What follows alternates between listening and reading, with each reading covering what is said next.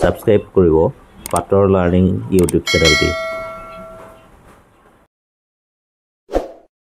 আমি আলোচনা কৰিম নৱম শ্ৰেণী গণিতৰ দ্বিতীয় অধ্যায়টি। দ্বিতীয় অধ্যায়টি হৈছে পলিনমিয়েল বা বহুপদ ৰাশি। আমি আজি আৰম্ভ কৰিম পলিনমিয়েল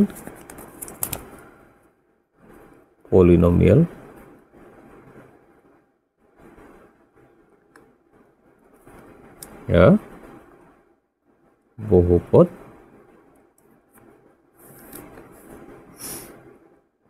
নৱম শ্ৰেণী।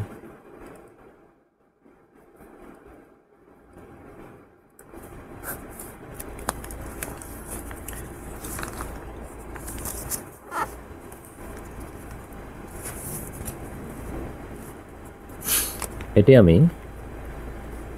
পলিনমিয়েল বা এই পাঠটোৰ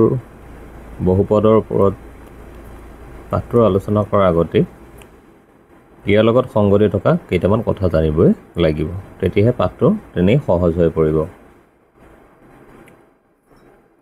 প্ৰথমে আমি আলোচনা কৰিব লাগিব ভেৰিয়েবল আৰু কনষ্টেণ্ট। ভেৰিয়েবল আৰু কনষ্টেণ্ট। ভেৰিয়েবল মানে হৈছে চলক আৰু কনষ্টেণ্ট মানে হৈছে ধ্ৰুৱক। এতিয়া কোনবিলাক চলক ধৰি লোৱা হ'ল এক্স, ৱাই, জেড, এইবিলাক আকৌ আমি কি বুলি কোৱা হয়? চলক বুলি কওঁ। এতিয়া এক্স, ৱাই, জেড এই মানবিলাকক চলক বুলি কিয় কওঁ বাৰু? কাৰণ এই এক্স, ৱাই, জেডৰ মানবোৰ সদায় সলনি হৈ থাকে। কেনেকৈ সলনি হৈ থাকে? যদি আমি এক্স মাইনাছ 6 লিখোঁ তেতিয়াহ'লে এক্সৰ ভেলুটো কি হ'ব? 6 হ'ব। নাইবা ৱাই মাইনাছ 7 লিখিলে ৱাই ভেলুটো কি হ'ব? ৱাই ইকুৱেল 7 হ'ব। মানে প্ৰতিবাৰতে এক্স বা ৱাই ভেলুটো কি হৈ থাকে? সলনি হৈ গৈ থাকে। মানে ভেৰিয়েবল মানে হৈছে সলনি হৈ থকা, ভেৰিয়েবল চেঞ্জ হৈ থাকে। গতিকে এই চলকসমূহৰ মানবোৰ সদায় কি হৈ থাকে? সলনি হৈ থাকে। আৰু কনষ্টেণ্ট মানে হৈছে ধ্ৰুৱপদ। এই কনষ্টেণ্টবোৰ কেতিয়াও সলনি নহয়। তেনেকৈ কোনবোৰ কনষ্টেণ্ট? 1, 2, 3, 0 etc. √2, 9 এইবিলাক হৈছে ধ্ৰুৱপদ বা কনষ্টেণ্ট। ইয়াৰ মানবোৰ কেতিয়াও কোনো পৰিস্থিতিতে সলনি নহয়। ই সদায় একেই থাকিব। আমাৰ দেশত যদি 1ৰ ভেলুটো 1, বাহিৰৰ দেশতো 1ৰ ভেলুটো 1 হ'ব। গতিকে এই 1-2ৰ ভেলুবিলাক বা ধ্ৰুৱপদৰ বা কনষ্টেণ্টৰ মানটো কেতিয়াও কি নহয়? সলনি হৈ নাযায়। কিন্তু ভেৰিয়েবল বা চলকৰ মানবিলাক সদায় কি হৈ থাকিব? সলনি হৈ থাকিব। নিশ্চয় তোমালোকে বুজি পাইছা যে ভেৰিয়েবল মানে হৈছে চলক, আৰু চলকবোৰ কোনবিলাক? X, y, z, p, q, r এইবিলাক হৈছে চলক। গতিকে এইবোৰক চলক বুলি লিখিব পাৰোঁ। আৰু এই চলকবোৰৰ মানবোৰ সদায় কি হৈ থাকিব? সলনি হৈ থাকিব। এতিয়া কথা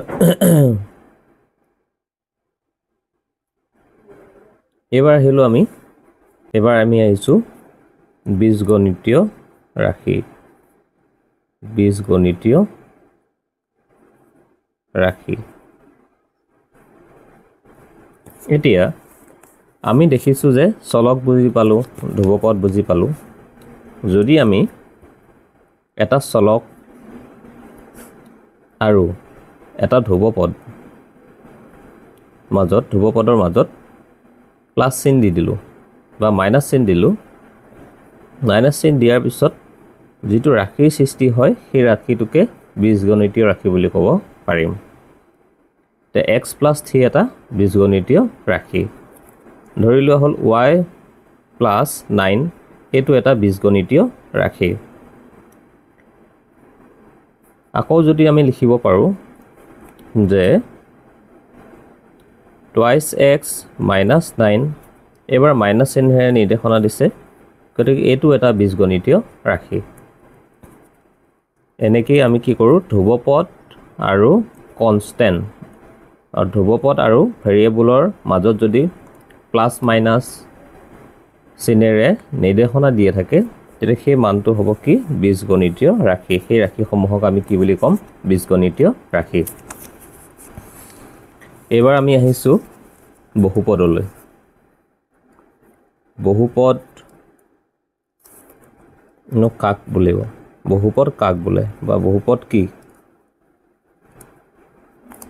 বহুপদ কাক বোলে এতিয়া কোনো এটা বীজগণিতীয় ৰাশি বহুপদ হয় নে নহয় আমি কেনেকৈ নিৰ্ধাৰণ কৰিম আৰু পৰীক্ষাত বাৰে বাৰে ৰিপিট হৈ থাকে এতিয়া আমি যদি লিখোঁ যে এইটো এটা চলক x স্কুৱেৰ প্লাছ 9 এই বীজগণিতীয় ৰাশিটো এটা বহুপদ হয়নে নহয় এই বীজগণিতীয় ৰাশিটো নিশ্চয় এটা বহুপদ হয় কিয় হয় কাৰণ এই বহুপদটোৰ চলকৰ বা ভেৰিয়েবলৰ ঘাতটো বা পাৱাৰটো x নামৰ চলকটোৰ ঘাত বা পাৱাৰটো কি আছে পূৰ্ণ সংখ্যা আছে পূৰ্ণ সংখ্যা বুলি ক'লে আমি কি বুলি বুজি পাওঁ যে পূৰ্ণ সংখ্যা বুলি ক'লে আমি কি বুজি পাওঁ 0ৰ পৰা আৰম্ভ কৰি যিমান সংখ্যা আছে গোটেইবোৰ হৈছে পূৰ্ণ সংখ্যা অৰ্থাৎ এই ভেৰিয়েবল বা চলকবোৰৰ ঘাতটো যদি পূৰ্ণ সংখ্যা থাকে তেতিয়া আমি গম পাম যে ই এটা বহুপদ হয় আকৌ এটা উদাহৰণ লৈছোঁ y to the power 13 plus 11 এই বীজগণিতীয় ৰাশিটো এটা বহুপদ হ'বনে নহ'ব বাৰু নিশ্চয় হ'ব এই বীজগণিতীয় ৰাশিটো এটা কি হ'ব বহুপদ ৰাশি হ'ব কিয় কাৰণ এই y এটা ভেৰিয়েবল এই y ভেৰিয়েবল বা y চলকটোৰ ঘাতটো কি হয় এটা পূৰ্ণ সংখ্যা হয় মানে 13 টো এটা পূৰ্ণ সংখ্যা হয় গতিকে কি হ'ব এই বীজগণিতীয় ৰাশিটো এটা পূৰ্ণ সংখ্যা বহুপদ ৰাশি হ'ব এতিয়া মই এটা চাওঁ উদাহৰণ দিছোঁ √t প্লাছ 9 √t প্লাছ 9 এই বীজগণিতীয় ৰাশিটো এটা বহুপদ হ'বনে নহ'ব এই বীজগণিতীয় ৰাশিটো এটা বহুপদ হ'বনে নহ'ব কিন্তু এই বীজগণিতীয় ৰাশিটো এটা কিন্তু কি নহয় বহুপদ ৰাশি নহয় কিয় নহয় কাৰণ এই t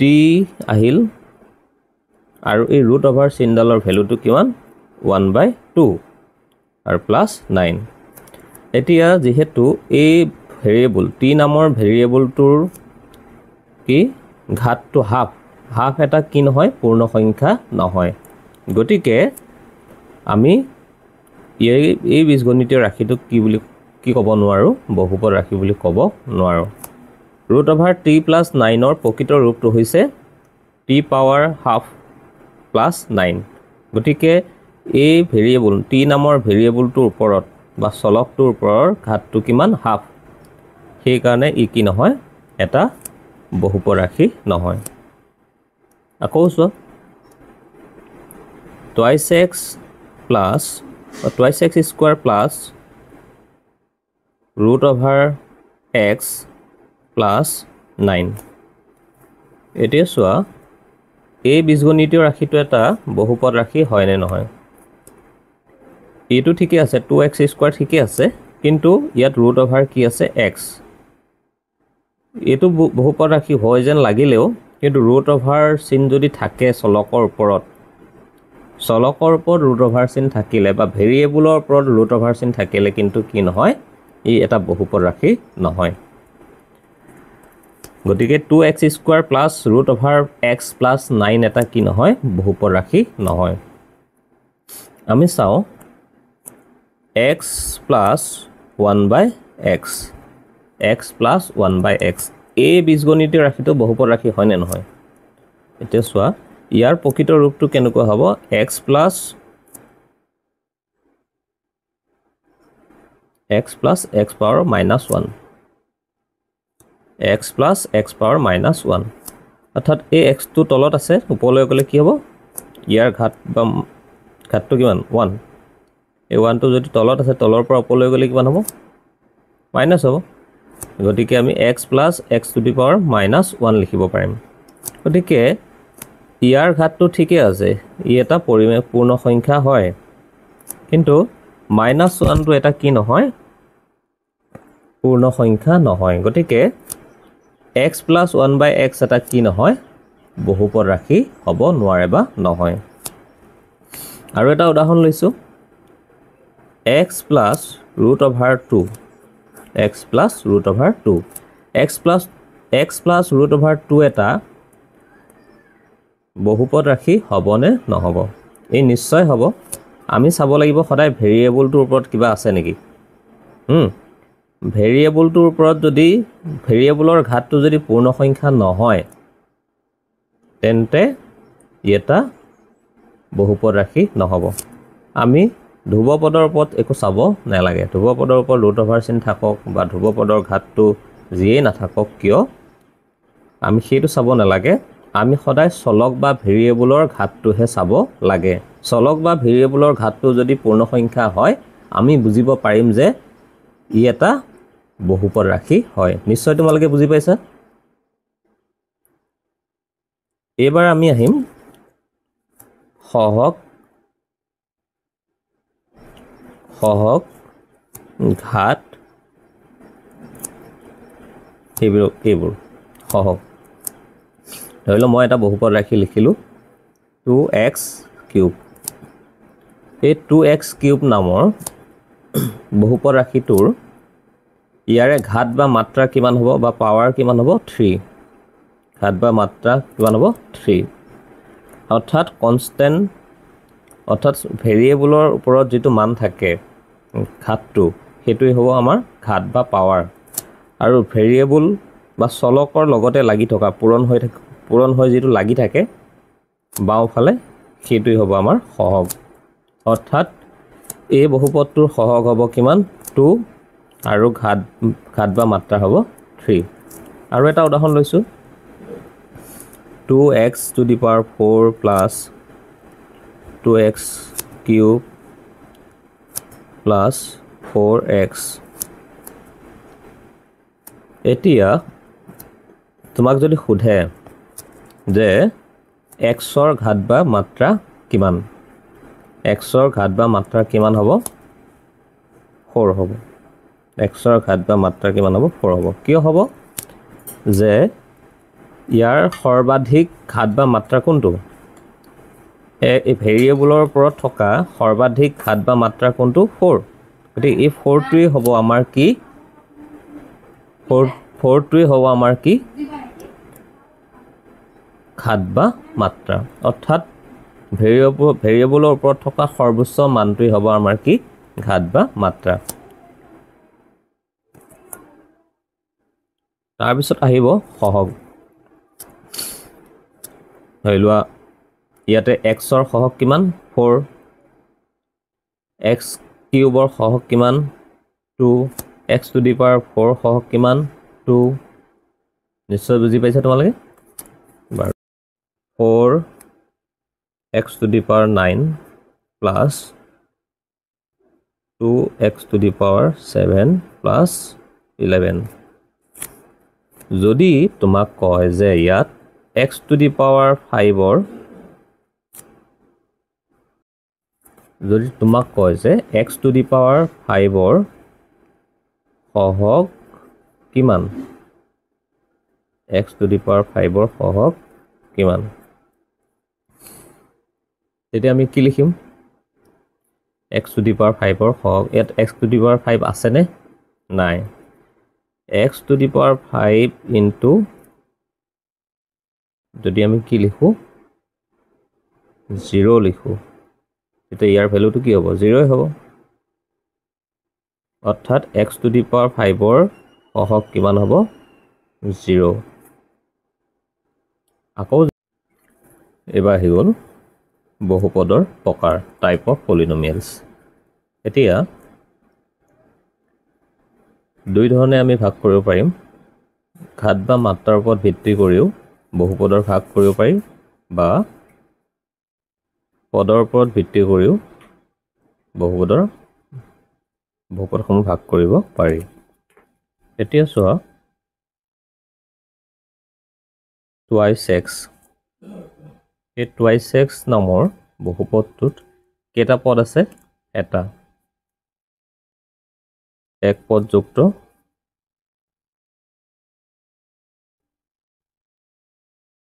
বহুপদ ৰাশি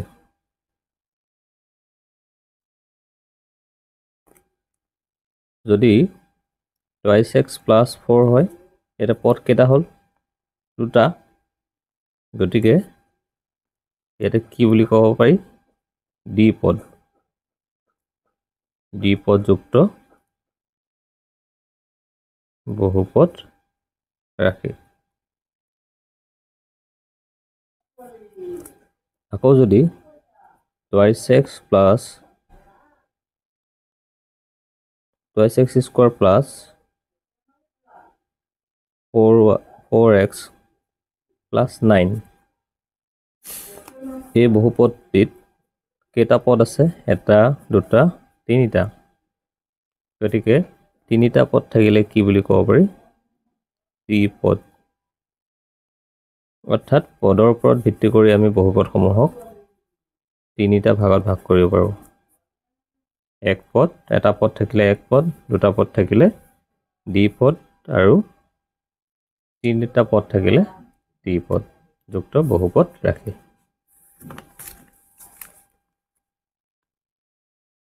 ঘাত বা মাত্ৰাৰ ওপৰত ভিত্তি কৰিও ঘাত বা মাত্ৰাৰ ওপৰত ভিত্তি কৰিও বহুপদসমূহক তিনিটা ভাগত ভাগ কৰিব পাৰি যিবোৰ বহুপদৰ ঘাত বা মাত্ৰা এটা মানে x প্লাছ 4 এই বহুপদটি ঘাত বা মাত্ৰা কিমান 1 xৰ ওপৰত ঘাত বা মাত্ৰা কিমান আছে 1 এই বহুপদসমূহক কি বুলি ক'ব ৰৈখিক বহুপদ বুলি কোৱা হ'ব বা ৰৈখিক বহুপদ বুলি ক'ব আৰু যিবোৰ বহুপদৰ ঘাত বা মাত্ৰা 2 হ'ব x square plus 9x plus 4 এই বহুপদটিৰ ঘাত বা মাত্ৰা কিমান 2 সেই বহুপদটোৰ নামটো কি হ'ব দ্বিঘাতযুক্ত বহুপদ অৰ্থাৎ দুটা ঘাত থাকিলে দ্বিঘাতযুক্ত বহুপদ এটা ঘাত থাকিলে ৰৈখিক বহুপদ আৰু তিনিটা ঘাত থাকিলে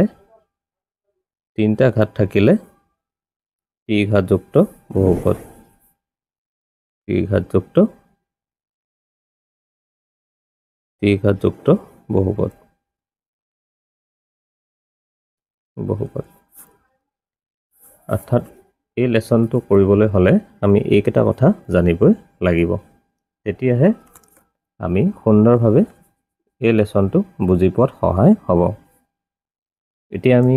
অনুশীলনে আগবাঢ়িছো আহাচোন বাৰু 2.1 অনুশীলনী 1 নম্বৰ প্ৰশ্নটি দিয়া আছে নিৰ্দেশনাটো তলৰ কোনকেইটা ৰাশি এটা চলকযুক্ত বহুপদ আৰু কোনকেইটা নহয় তোমালোকৰ উত্তৰৰ যুক্তি দিয়া 1 নম্বৰ প্ৰশ্নটোলৈ আহিছো 1 number 1 4x square minus 5x plus 7 এই বীজগণিতীয় ৰাশিটো এটা চলকযুক্ত বহুপদ হয় নে নহয় এটা চলকযুক্ত বহুপদ নিশ্চয় হয় আনসাৰ কি হ'ব হয় এটা চলকযুক্ত এটা চলকযুক্ত বহুপদ হয় এটা চলকযুক্ত বহুপদ হয় কিয় হয় কাৰণ এই বীজগণিতীয় ৰাশিটোত কেৱল চলক বা ভেৰিয়েবল কি আছে x আছে এটা চলক থকাৰ কাৰণে এটা চলকযুক্ত বহুপদ হয় বুজি পাইছানে নিশ্চয় অৰ্থাৎ 4x² - 28x + 4 এই বীজগণিতীয় ৰাশিটো এটা চলকযুক্ত বহুপদ ৰাশি হয় তাৰ পিছলৈ আহিল 2 নম্বৰ প্ৰশ্নটি x² + √2 x² + √2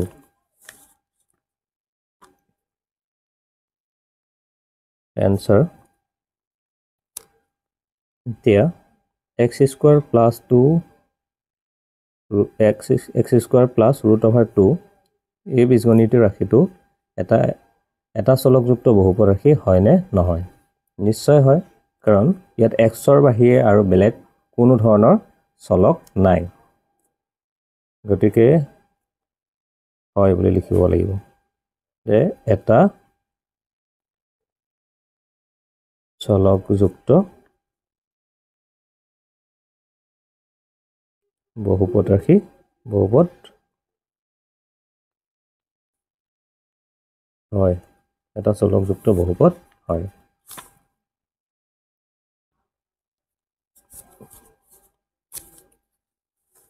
আমি 3 নম্বৰটো চাওঁ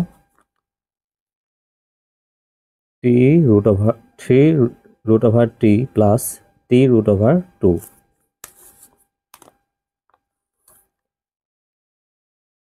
3 নম্বৰ প্ৰশ্নটি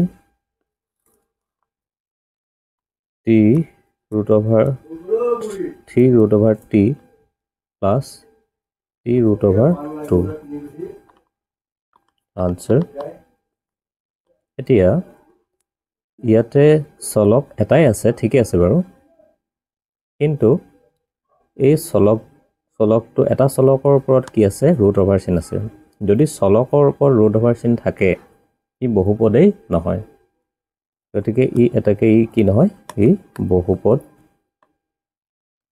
বহুপদ নহয় গতিকে বহুপদ নহলে এটা চলকযুক্তৰ লগত কোনো প্ৰশ্নই নাহে কাৰণ এই চলকটোৰ ওপৰত টি নামৰ চলকটোৰ ওপৰত বা ভেৰিয়েবলটোৰ ওপৰত √, চিন আছে আৰু √, চিন থাকিলে ইয়াৰ ভ্যালুটো t পাৱাৰ হাফ হ'ব গতিকে √, চিন চলকৰ ওপৰত √, চিন থাকিলে কোনো কাৰণতে কি নহয় এটা বহুপদ হ'ব নোৱাৰে আৰু বহুপদ হ'ব নোৱাৰিলে এটা চলকযুক্ত বহুপদ এদেও নহয় x⁻10 y³ plus t⁻50 5 number প্ৰশ্নটি কি আছে এতিয়া তোমালোকে চোৱা ইয়াত x চলক বা x নামৰ ভেৰিয়েবলটোৰ উপৰিও y আছে আৰু t আছে অৰ্থাৎ কেইটা চলক আছে তিনিটা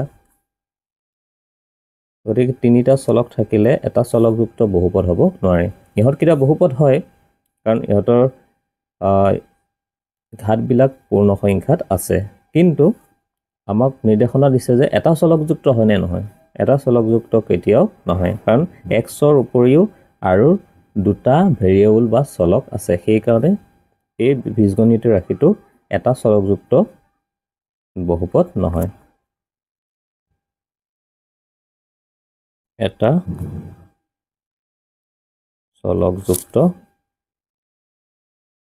বহুপদ নহয় কাৰণ ইয়াত চলকৰ সংখ্যা কেইটা আছে তিনিটা নিশ্চয় বুজি পাইছা